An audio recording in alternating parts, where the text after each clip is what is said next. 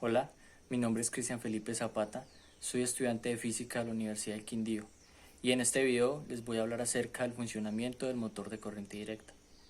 Primero les voy a hablar un poco acerca de su origen y de los conceptos básicos necesarios sobre electromagnetismo necesarios para entender su funcionamiento.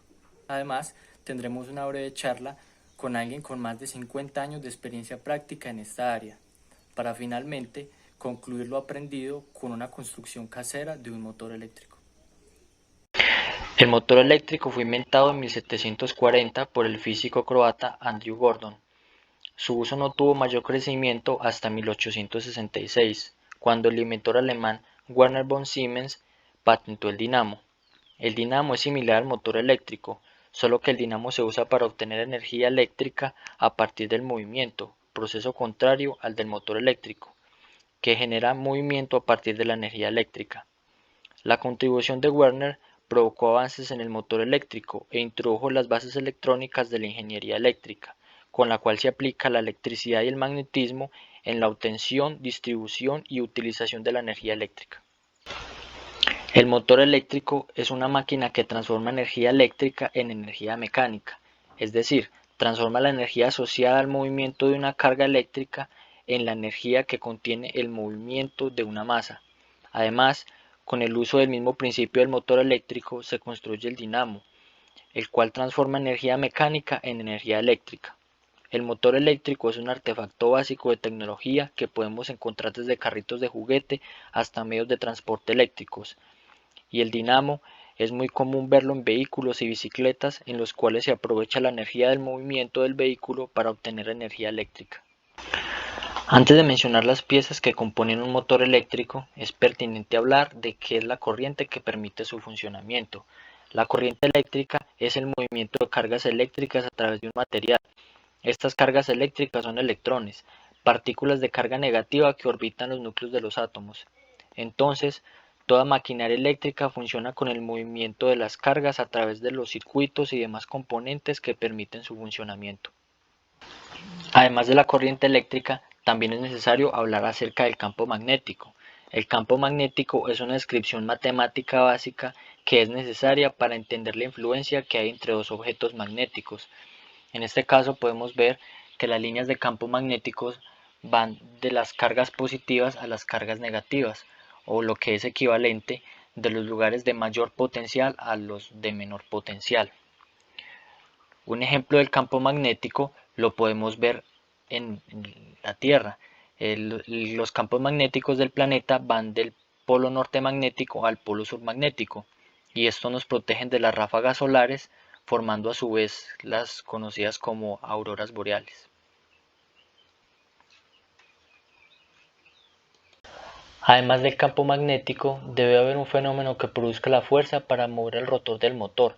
Esta fuerza es la fuerza magnética y se produce cuando hay una corriente o flujo de cargas en un conductor que está en un campo magnético. Acá podemos ver que las líneas de campo magnético van del polo norte al polo sur y que en este cable hay un flujo de cargas. Entonces, este segmento va a experimentar una fuerza en esta dirección. Para determinar la dirección en la que se experimenta la fuerza magnética, se puede asignar al dedo índice la dirección del campo magnético, al dedo del medio la dirección del flujo de cargas de la corriente, y hacia donde apunta el dedo pulgar es la dirección en la que se va a experimentar la fuerza magnética. Ahora que ya se conocen todos los conceptos, se procede a explicar el funcionamiento. Esto lo haremos separando un ciclo del motor en tres momentos claves. El primer momento de ellos es este. Acá podemos ver de que pues, esto es una versión simplificada de un motor. Esta parte lo que simboliza es una batería, esta es la parte positiva y esta es la parte negativa. Entonces las cargas van en esta dirección. Esta es la dirección de la corriente, como lo señala esta flecha morada. Entonces, cuando las cargas llegan acá a esta escobilla, está en contacto con este conmutador y las cargas fluyen en esta dirección. Dan la vuelta por acá y pasan de este conmutador a esta otra escobilla. y vuelven acá a esta parte, al polo negativo, a la parte de menor energía, al potencial de menor energía, al estado de menor energía. Entonces, cuando las cargas están fluyendo por esta parte, están pasando a su vez en medio de un campo magnético.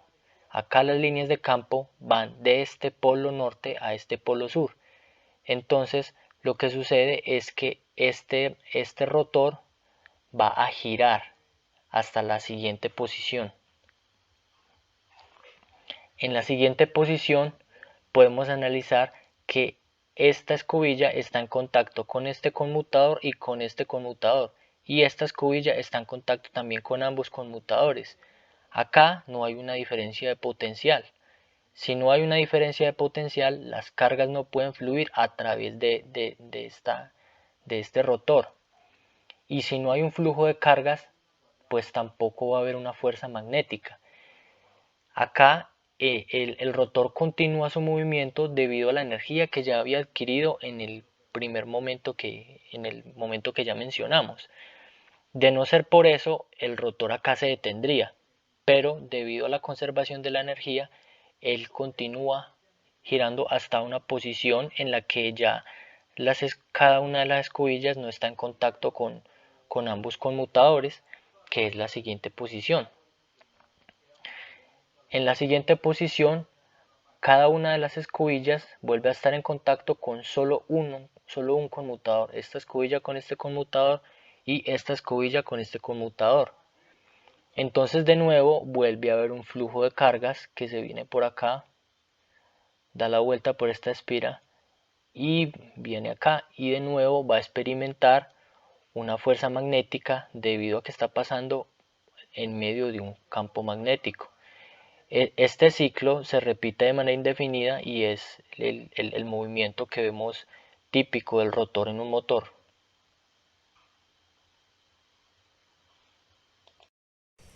Ahora que ya conocemos un poco acerca del funcionamiento del motor de corriente directa, nos dirigimos hacia Calarcá, al almacén de don Fernando, el cual se especializa en las refacciones eléctricas para los vehículos. Allá le vamos a preguntar acerca del funcionamiento del dinamo y del motor eléctrico.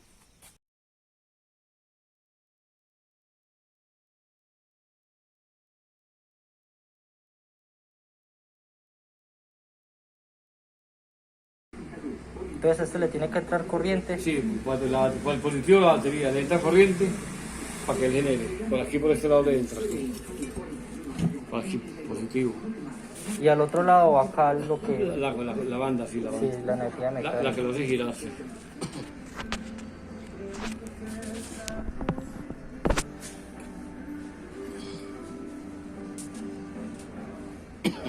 Vecino, qué pena, así como unas preguntitas adicionales.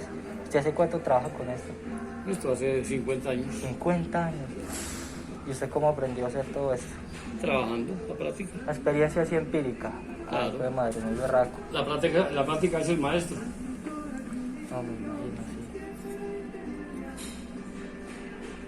Y esto se compone de varias piezas por dentro. Sí, Se llama rotor, sí. El rotor, sí. lo que gira. Y esta cosa que está aquí, esto, se llama la corona. Esta es la corona, esta pieza es la corona. Ahora le muestro las individuales. Esta es la corona. Y esta cosa que va aquí, esto que se ve aquí así, se llama herradura, son los diodos. Es el conjunto completo, los diodos. Entonces esta parte va conectada a una batería. Sí, la batería, la corriente de la batería. Corriente Y apenas directa. genera, entonces él produce la corriente. En cambio el dinamo no le entra corriente, el dinamo con solo girar lo bota. Solo con el movimiento ya Con el produce solo movimiento, energía. sí, con la rotación bota. El dinamo es algo como parecido así, pero esto es de 110. No, que el dinamo es un aparato parecido así. Y entonces con solo darle vueltas se bota corriente como si fuera como una planta, pues. O sea que la energía que sale de acá es esta más la que produce por el movimiento. Ah, entiendo. Esta es solamente como para que entre en funcionamiento la energía de la batería. Ah, entiendo.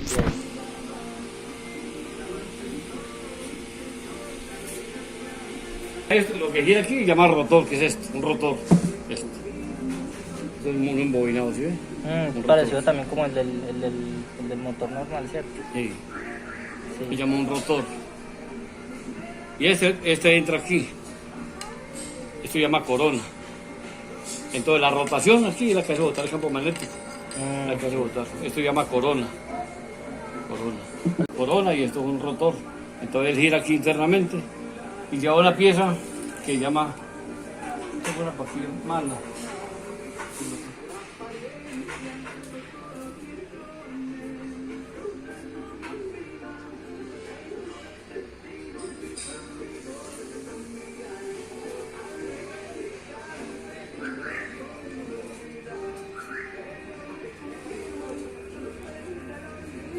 La corona. Y el rotor. Estos son los diodos. 3 diodos positivos, 3 diodos negativos. Esto es lo que va acá en la parte de atrás. Esa es la que va acá, es la que va acá internamente. Esa va conectada a estos puntos. Y este gira, entonces ahí define la fuente. Tiene 3 diodos positivos, 3 diodos negativos. Entonces en la actualidad se usa este y no el dinamo. Esto es lo que está de moda ahora. El dinamo ya murió, eso ya pasó a la historia. Listo. Y ahora todo carro trae alternador, todo tipo de carro.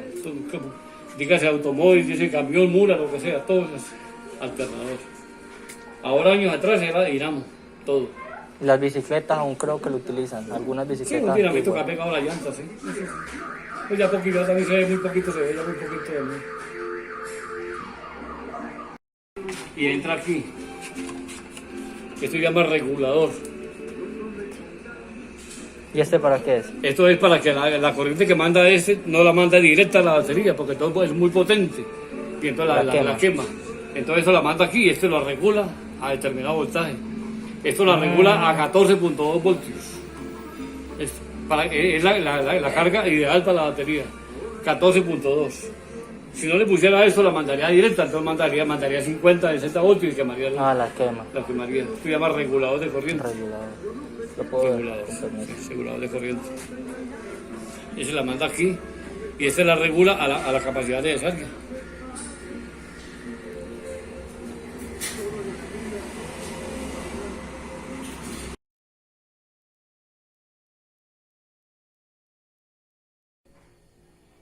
Para la elaboración de este motor eléctrico se utilizaron 2 bocinas y de las cuales se sacó esta base y esta parte de arriba que sirve como soporte. De las mismas bocinas también se sacó tanto este imán de abajo como el imán de arriba. Y este imán está sostenido mediante estos cables que son de un grosor considerable. En estos terminales, en esta parte de acá y en esta parte de acá, tenemos conectado un cargador de celular. Este es de 5 voltios y para hacer la bobina se utilizó cobre de este espesor. La configuración de los imanes es de tal manera de que están de polos opuestos, es decir, estos imanes están tratando de atraerse, pero esto se lo impide.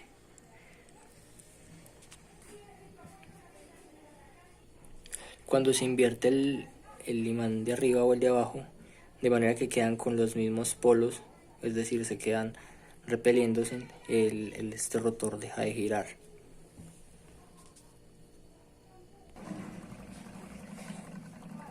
Debido a que estos terminales están conectados a una diferencia de potencial que viene de estos dos lugares, que está conectado al cargador que es de 5 voltios, eso va a generar un flujo de cargas que vienen por este lado y van en esta dirección, y el campo va en esta dirección, es decir, que van a haber unas fuerzas de Lorentz debido al flujo de las cargas que va a ser en este sentido. Es decir, se va a generar un momento de torsión que provoca el movimiento del rotor.